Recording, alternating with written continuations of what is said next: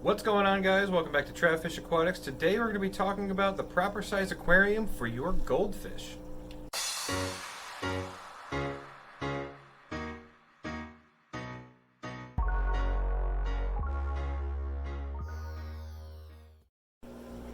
Alright guys, so the goldfish, right? The reason I want to talk about this topic is because I see a lot of people post pictures online of, look, I got my new goldfish. And the goldfish is in like a 10-gallon tank. People really tear into them, they get upset, and when you do that to people, it's going to make them want to leave the hobby. It's not going to want to make them learn, and it's not going to want to make them try to make it better. They're just going to get upset and want to stop, right? So I want to make this video to try and help those people. So if anybody ever needs guidance in the realm of goldfish, because I'm fairly experienced in the realm of goldfish, it's one of my favorite fish, that we can kind of help them along and teach them a little bit about how big these fish get and the bioloads that these fish have. So I'm basically going to categorize these fish into two categories. You've got your common goldfish, which is also known as the comet goldfish. So that's your standard goldfish that you see as feeder fish in the store. They also have like shoe bumpkins and Sarasa comets and things like that. But I'm just going to call them the common goldfish, right? It's just the body style and the breed of the fish, if you would. And then we're also going to categorize the fancy goldfish. Now, when I'm talking fancy goldfish, I'm talking Orandas, Ryukins, Bubble Eyes, Celestial Eyes. What do we got? Pearl scales. We got Moors. We got the pom-pom goldfish. We've got the Tamasaba goldfish. There's all different kinds of goldfish that are classified as fancy, right? So those are the short body, real fat, dual tail, sometimes single tail if you're talking about the Tamasabas, like what I have right here behind me. But that style goldfish. And the housing requirements for these goldfish are very, very different. But we're going to talk about that in a little bit. So there's a lot of misconceptions with goldfish in general about tank housing size and requirements and the fact that they are cold water fish, right, and not tropical. So I want to talk about that real quick. When you go to a store and you see the little recommended tank size on the ID card, usually it's like commons have like 10 to 20 gallons and fancies are 20 gallons. Those are way off, big time. Common goldfish can get up to 16 inches, if not more, if kept in proper conditions. So at 10 to 20 gallons, generally those tanks, first off, they're not long enough because those fish like to swim long ways forward and back. So generally, I used to keep mine in a 55. I wouldn't even do that anymore. I would at minimum do a 75 gallon just because of the length those fish get. They won't be able to turn around properly. They're going to have to kind of go up at an angle and spin around.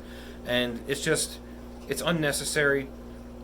You could keep 3 or 4 of them in a 75 gallon comfortably with good filtration, and that is probably the bare minimum tank size you could do. Now, of course, you can always go smaller as a grow out. Now, a lot of people say, I'm going to get a grow out tank, grow these fish out, and then upgrade, but usually that ends up not happening, and then you have to just let those fish live in the tiny tank. If you're going to be getting a setup for goldfish, right, make sure you get the appropriate size tank when you start. That way there's no risk of not being able to upgrade in the future, and you'll always have room for it because you already know what you have. So the next misconception that I want to talk about goldfish is the fact that they are not cold water fish. Goldfish are a temperate water species. Now you might be asking, what is temperate water? Temperate water means that fish can go cold water, but they can also go in warm water. So I see a lot of people get upset when they see goldfish in with tropical community fish. And they are always saying, like, they're cold water, they can't be in there with them. No, they can be in there with them. If goldfish were cold water only, they wouldn't be such an invasive species because they are a carp, technically. And goldfish run rampant down in the canals in Florida. Right? And Florida, you're looking at 105 degrees in the summer, if not more, especially with heat indexes. So the water down there is definitely going to be in the 80s, right? So those goldfish can actually be wintered over in the winter too, where the water drops down into the 40s. So goldfish are able to live anywhere from 40 degree water all the way up to almost 92-degree water. The ideal range for them is definitely going to be about 75 to 76 degrees, but they are more than capable in living in those other temperatures, right? Which does not make them a cold water fish. For example, a cold water species would be like my axolotl or my white cloud mountain minnows. Those are cold water species. They have to stay under a certain temperature. If the axolotl goes over 74 degrees, there's going to be some serious downsides, right? The white cloud mountain minnows, they can kind of go into warmer temperatures, but you really shouldn't, because they start getting a little ill and a little sick after that too. But especially like the axolotl, cold water species cannot be warm at all, as opposed to where the goldfish can. And that is one of the largest misconceptions with goldfish, so I definitely wanted to talk about that here. So the last misconception that I wanted to talk about goldfish is they only grow to the size of their aquarium, and that has a half truth to it. So the reason that it's only half true is because, yes, they can only grow to the size of their aquarium, but it's only because goldfish release a hormone that stunts their growth. So basically, if you don't do any water changes and you just let the goldfish go, right, the hormone that the fish produce is actually going to stunt their growth so that they only, quote unquote, grow to the size of their aquarium. Now, stunting any fish is not good for their life. It's going to do more harm than any good at all, and the fish will eventually succumb because of that, right? It's going to end up dying because it's stunted. And if you have the fish in a small tank, there are ways to combat that so that does not happen. So if you do a lot of water changes and remove the hormones out of the water, the fish will continue to grow. So you can actually get a goldfish to grow to full size in very small aquariums. Is it good for the fish? Absolutely not. You should definitely have a properly sized aquarium for that fish, but it is possible. There have been studies done on it, both with goldfish and salmonoids, such as salmon and trout, that have proven that that is the case. Where as long as they have constant clean water, they will continue to grow, and they will not be stunted because of the hormone that they produce. So that's why that's a half-truth, because it is kind of true, but you're not given all the information to understand why, so I hope that makes a little bit more sense. Okay, so now that we've got all the other stuff out of the way, now on to the main section of this video, which is choosing the right size aquarium for your goldfish. Now, I already touched on the common goldfish a little bit before. 3 to 4 commons in a 75. If you have a 125 or larger, right, you can get a couple more in there. But honestly, common goldfish belong in ponds. They are definitely pond fish because of the size that they get, plus the biological load that they have is very, very large. So ponds are definitely the ideal situation for those, but if you want to keep them in an aquarium, you can probably do 4 in a 75 or like 6 or 7 of them in a 125, and they will probably be okay.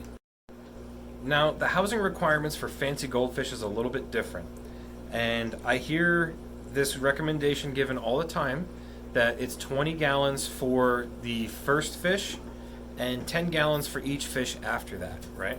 So a lot of people hear that and assume, oh, if I want to keep one fancy goldfish, I can put it in a 20 gallon.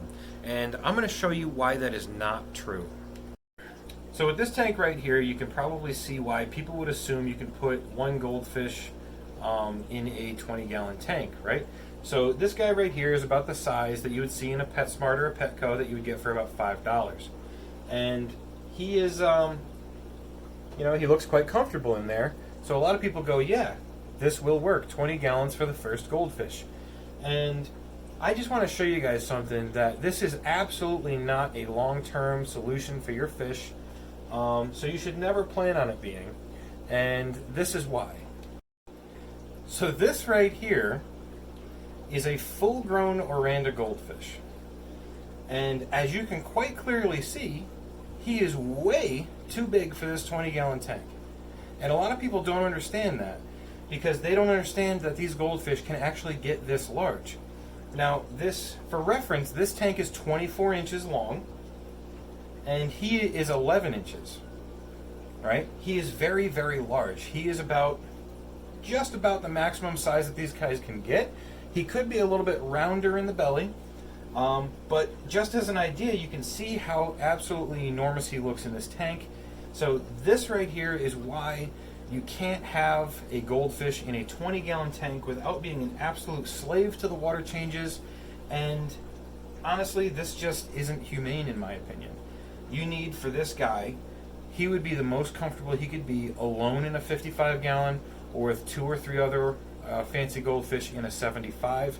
And that's why I recommend the larger tanks if you're definitely going to be keeping goldfish. And do not follow the store's recommendations, because they sell you the little guys and they don't tell you about this guy. So hopefully with that example you can understand why I don't believe a 20-gallon tank is suitable for a goldfish. For the little guys you can get away with it as a grow out, but for the big guys it's absolutely not a good tank size.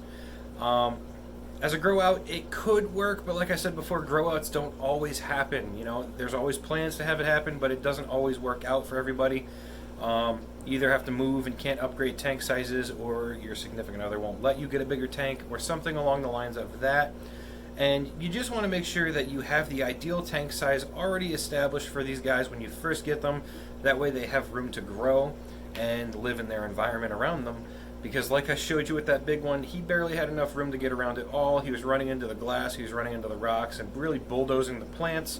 And it's just not going to be a good situation in the end for that fish. So for my tank stocking recommendations for fancy goldfish, you can do the 20 gallons for the first fish and 10 for each additional for larger tanks, so like 75 gallons and larger. But the only thing that I would add in addition to that is you leave one fish's space worth extra and empty as a buffer, right? So for a 75-gallon tank, you add your first fish, that's 20 gallons, and then each additional fish you would subtract 10, right? So if you get a 75-gallon tank and you put 5 fancy goldfish in there, that's 20 for the first one and 10 for each additional, so that's 60.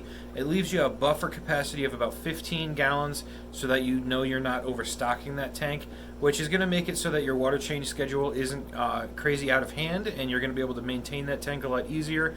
The fish are going to have a lot more room, and you're not going to have as much of that hormone buildup. As long as you're doing your water changes, it's not going to build up as quickly, and those goldfish are going to live long, healthy, happy lives. So hopefully you guys learned something from this video, knock out a lot of the misconceptions about goldfish. And if you see anybody struggling with any goldfish problems, go ahead and share this video to them, and hopefully we can teach them something and make the hobby better for everybody, right? So thank you guys for watching Trap Fish Aquatics, and I'll see you guys in the next video.